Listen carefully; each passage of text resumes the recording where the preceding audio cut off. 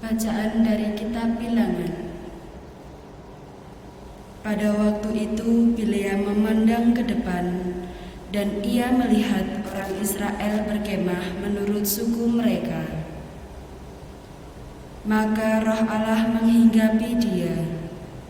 Lalu ia mengucap sanjak, katanya, "Inilah tutur kata Bileam bin Beor, tutur kata orang yang terbuka matanya, tutur kata orang yang mendengar firman Allah, yang melihat penglihatan dari Yang Maha Kuasa sambil rebah, namun dengan mata tersingkap. Alangkah indahnya kemah-kemahmu, hai Yakub, dan tempat-tempat kediamanmu, hai Israel. Laksana lembah yang membentang luas, laksana taman di tepi sungai, laksana pohon gaharu yang di taman Tuhan, laksana pohon ara di tepi air. Seorang pahlawan tampil dari wangsanya, memerintah bangsa yang tak terbilang banyaknya. Rajanya akan naik tinggi melebihi Agag, dan kerajaannya akan dimuliakan." Kemudian diucapkannya lagi sanjaknya. "Inilah tutur kata Bileam bin Beor, tutur kata orang yang terbuka matanya, tutur kata orang yang mendengar firman Allah, dan yang memperoleh pengenalan akan Yang Maha Tinggi, yang melihat penglihatan dari Yang Maha Kuasa, sambil rebah, namun dengan mata tersingkap. Aku melihat dia, tetapi bukan sekarang. Aku memandang dia, tetapi bukan dari dekat. Sebuah bintang terbit dari Yakub. Tongkat kerajaannya timbul dari Israel. Ia meremukkan pelipis-pelipis Moab dan menghancurkan semua anak Set." Demikianlah sabda Tuhan. Tunjukkanlah lorong-lorong-Mu kepadaku, ya Tuhan. Tunjukkanlah lorong-lorong-Mu kepadaku, ya Tuhan. Beritahukanlah jalan-jalan-Mu kepadaku, ya Tuhan. Tunjukkanlah lorong-lorong-Mu kepadaku.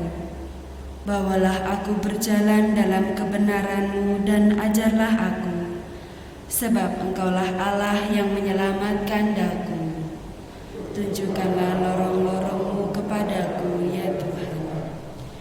Ingatlah segala rahmat dan kasih setia-Mu, ya Tuhan, sebab semuanya itu sudah ada sejak purbakala. Dosa-dosaku pada waktu muda dan pelanggaran-pelanggaranku janganlah Kau ingat, tetapi ingatlah kepadaku sesuai dengan kasih setia-Mu. Tunjukkanlah lorong-lorong-Mu kepadaku, ya Tuhan. Tuhan itu baik dan benar, sebab itu Ia menunjukkan jalan kepada orang yang sesat.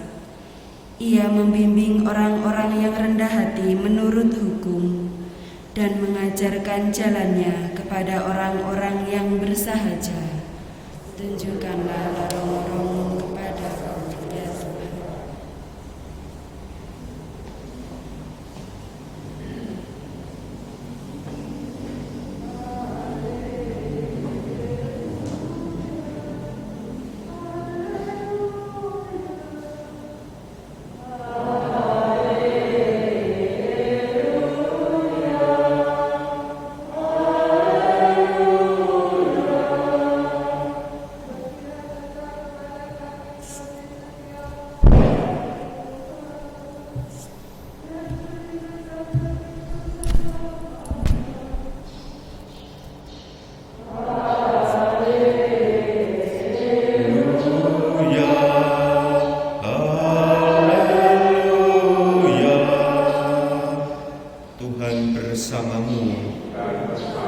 Inilah Injil suci menurut Matius.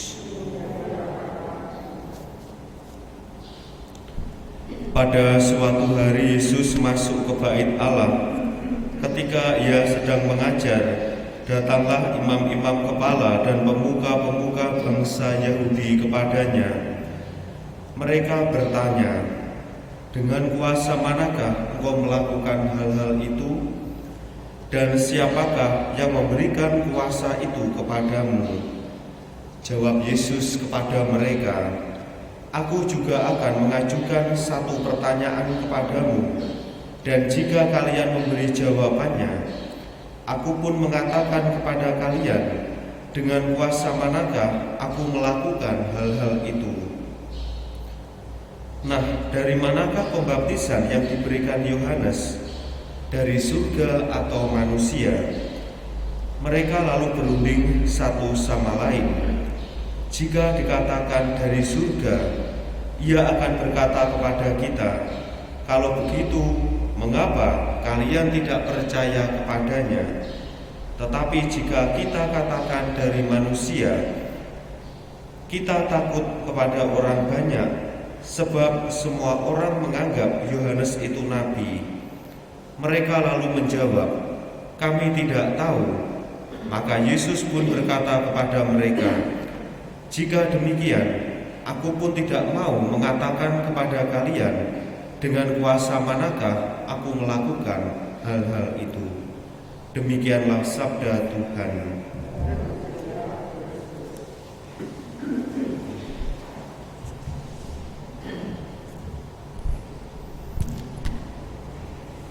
Saudara-saudari yang terkasih, inti dari iman seorang Kristiani adalah percaya dengan Allah beserta segala kuasa penyertaan, termasuk otoritas-otoritas yang dimiliki oleh Allah. Bagi yang tidak percaya, maka manusia senantiasa mempertanyakan kemahakuasaan Allah, keilahian Allah, dan lain sebagainya. Itulah yang terjadi kepada orang-orang yang dikisahkan dalam bacaan Injil hari ini, di mana mereka meragukan otoritas keilahian yang dimiliki oleh Yesus sendiri.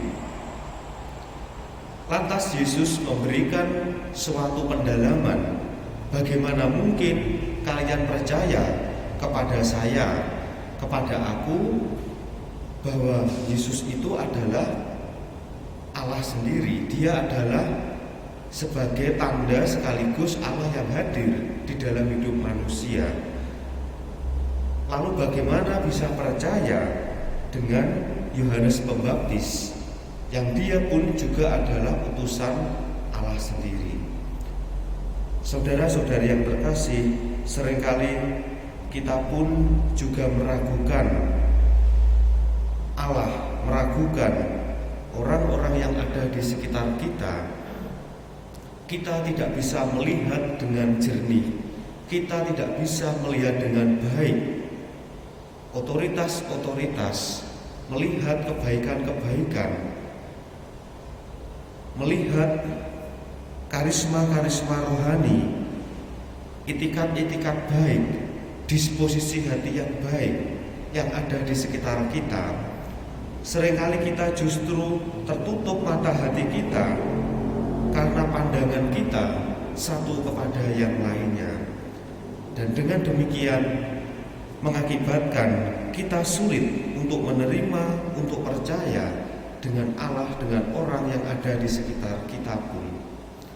Saudara-saudari yang terkasih, percaya berarti adalah menerima, melihat apa yang baik yang ada dari Allah itu sendiri.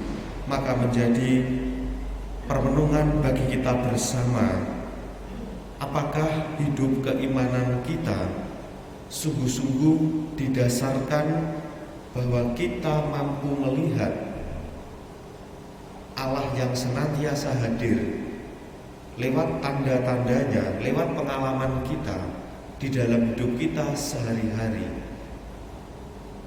Kalau kita mampu melihat Tuhan yang hadir di dalam kehidupan kita, maka kita pun juga akan dimampukan menerima, mengasihi orang-orang yang ada di sekitar kita. Kita tidak lagi melihat orang lain sebagai suatu ancaman, sebagai sesuatu yang senantiasa membawa keburukan, karena terlebih dahulu kita dimampukan melihat dan menerima Allah itu sendiri. Maka dari itu, marilah saudara-saudara terkasih, kita mengusahakan pusat hidup keimanan kita pertama-tama adalah percaya dan menerima Allah, yaitu Yesus sendiri, di dalam hidup kita.